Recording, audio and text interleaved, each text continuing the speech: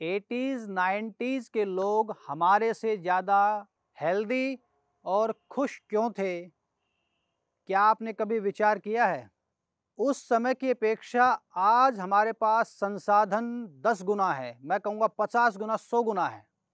आज हमारे पास खाने की जो वैराइटीज़ हैं, 80s 90s की अपेक्षा आज हमारे पास हज़ार गुना है।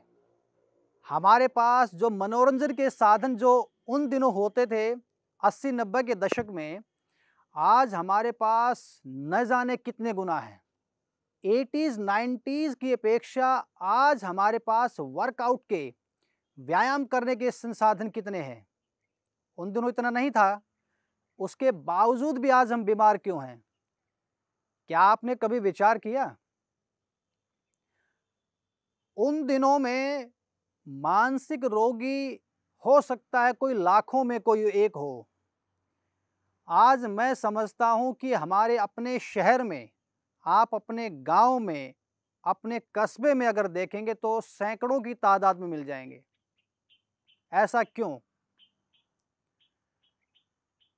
इस वीडियो को बनाने का जो उद्देश्य है वो ये है कि हम विचार करें कि आज हम इतना जो फास्ट जो चल रहे हैं, इतने संसाधन संपन्न हो गए हैं, इतना खाने में हमारे पास वैराइटीज़ हैं, उसके बावजूद भी आज कैंसर इतना ज़्यादा फैलता जा रहा है, मानसिक रोग इतने ज़्यादा फैलते जा रहे हैं, लीवर के रोग, स्ट्रेसफुल लाइफ, खुशी जो वास्तव में अंदर से जो प्राकृतिक जो हंसी है, हैप्पीनेस है, वो बिल्कुल ख़त्म है। हम फोटो क्लिक कराने के लिए स्माइल करते हैं, पर वास्तव में अंदर से व्यक्ति भरा बैठा है, तनावग्रस्त है। फोटो, हम घूमने कहीं जा रहे हैं केवल एक स्टेटस सिंबल के लिए कि हमें फोटो खींच करके, वीडियो बना करके उसको पोस्ट करना है, लोगों को दिखाना है, एक स्टेटस सिंबल बनाना है। तो क्या इससे हम अपनी जो हैप्पीनेस है वो पा लेंगे? क्या इस जीवन से हम अपना स्वास्थ्य पा लेंगे? मैं समझता हूँ ऐसा बिल्कुल भी संभव नहीं है। 80-90 के दशक में जो लोग, उनके खाने में 4-5 वैरायटी होती थी। दूध, दही यानी डेयरी प्रोडक्ट्स, और कुछ जो हमारे मोटे अनाज और घी। इसके अलावा ज़्यादा होता था तो केवल फलाहार होता था, बाकी कुछ नहीं होता था।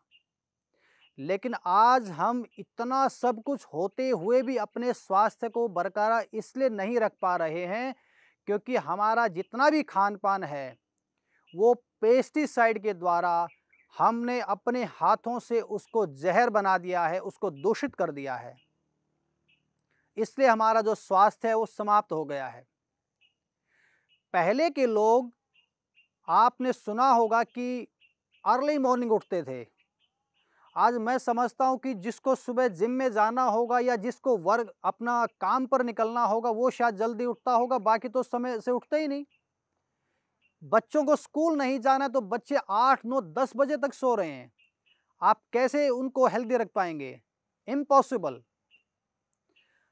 अक्सर माता पिता अपने बच्चों की जो दिनचर्या है उसको स्वयं अपने हाथों से बिगाड़ रहे हैं। उनको सुबह उठने की आदत नहीं डाल रहे हैं। सुबह उठने के बाद उनको पानी पिलाने की आदत नहीं डाल रहे हैं। ऊषः पान, कितना सुंदर शब्द है ये। ऊषः पान यानी प्रातः खाली पेट हल्का गुनगुना पानी पीने की एक आदत, उसको ऊषः पान कहा गया है। हमारी वैदिक परंपरा में, भारतीय परंपरा में बड़ा सिस्टम, इसका बड़ा साइंटिफिक ये शब्द है।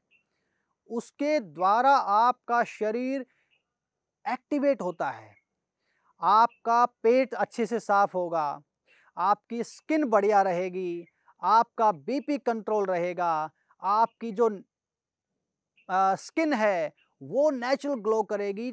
ऊषः पान का इतने इतने लाभ हैं, लेकिन आज सुबह उठ करके हम बच्चों को देते हैं चाय। उस चाय के द्वारा हमने क्या दिया अपने बच्चों को? चीनी।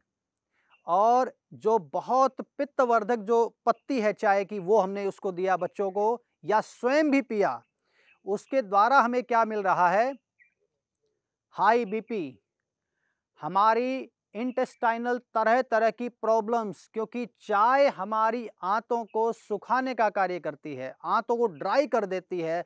और अगर आपकी आंतों में लुब्रिकेंट अगर कम हो गया, ख़त्म हो गया, तो आप कॉन्स्टिपेशन के शिकार हो जाएँगे, और लंबे समय तक कॉन्स्टिपेशन अगर रहता है, तो आप पाइल्स के शिकार हो जाएँगे, और लंबे समय तक अगर पाइल्स बनी रहती है, तो वो कैंसर में भी कन्वर्ट हो जाती है। हमारे पास बहुत सारे पेशेंट्स आते हैं जिनको लंबे समय से पाइल्स थी और उनको अब कैंसर बन गया है। तो प्रातः जो खाली पेट पानी पीने की आदत है, वो सभी अपने अंदर डालिए और अपने बच्चों को पिलाइए। एक और मैं बहुत गहराई से एक बात नोटिस करता हूँ, हमारे 80s 90s के लोग, बैठकों के दौर होते थे उस समय। रोज शाम को लोग बैठते थे, भाईचारा जिसको बोलते थे, भाईचारे में बैठते थे, बैठकों में अपनी बैठते थे, पूरे दिन भर की अपनी बातें करते थे, आज मैंने ये किया, आज मैंने वो किया, और अपना कोई ना कोई जोक सुनाता था, अपना जो सारा तनाव है, काम का है, परिवार का है, समाज का है, किसी प्रकार का जो फ्रस्ट्रेशन है, वो वहाँ हँसी मजाक में निकल जाता था।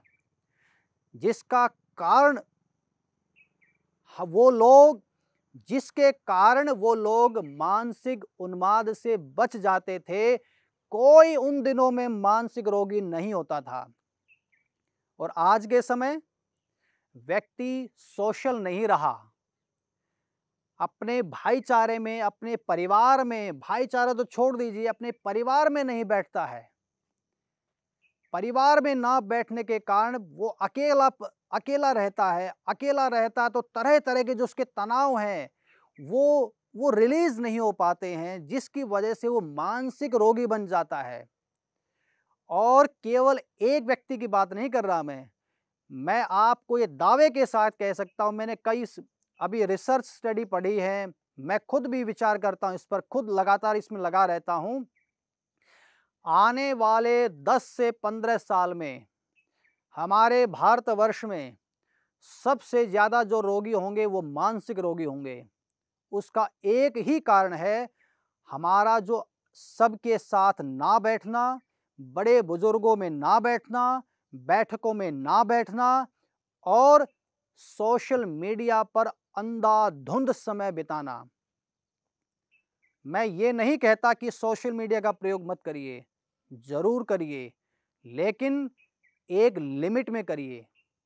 क्योंकि ये सोशल मीडिया जहाँ इतनी ताकत रखता है कि मैं जो बोल रहा हूँ, अपने विचार आप तक पहुँचा रहा हूँ, अगर आप इसका एक लिमिट से ज़्यादा प्रयोग करेंगे, तो यही सोशल मीडिया आपको पागल भी बना देगा।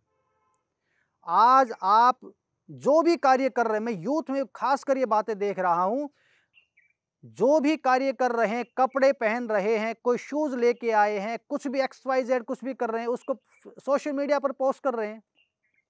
मुझे उससे कोई आपत्ति नहीं है।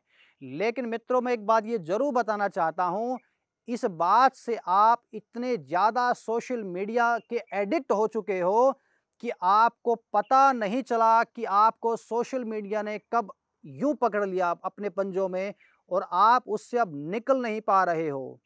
और आप जब निकलोगे, तो आप पूरी तरह से पागल हो चुके होंगे। इसलिए मैं सबसे आग्रह करना चाहूँगा, सोशल मीडिया का प्रयोग एक लिमिट में करें। अगर आप अपने आप को, अपने दिमाग को स्वस्थ रखना चाहते हैं, अपने आप को बचाना चाहते हैं, अपने आप को स्वस्थ रखना चाहते हैं, तो एक लिमिट इसकी बनाइए। ये अंतर था हमारे 80s के लोगों में और आज के वर्तमान समय में। सोशल मीडिया नहीं था, कोई पागल नहीं था। सोशल मीडिया नहीं था, कोई तनावग्रस्त नहीं था। सोशल मीडिया नहीं था, आपस में बैठते थे, भाईचारा होता था। और आज व्यक्ति केवल सिंगल हो गया है। परिवार से भी बातें इतनी होती हैं जितनी कि केवल आवश्यक होती हैं। इसलिए वो परिवार, वो सारा माहौल, वो अगर दोबारा हम बनाएंगे, तो मैं दावे के साथ कह सकता हूँ, आने वाले समय में जो मैंने बताया 10 से 15 साल में हमारे देश में सबसे ज़्यादा मानसिक रोगी होने वाले हैं। आप उनमें से नहीं होंगे, ये आज मेरी बात लिख कर के रख लीजिए आप। तो ये सारी चीज़ें हैं, आप विचार करें।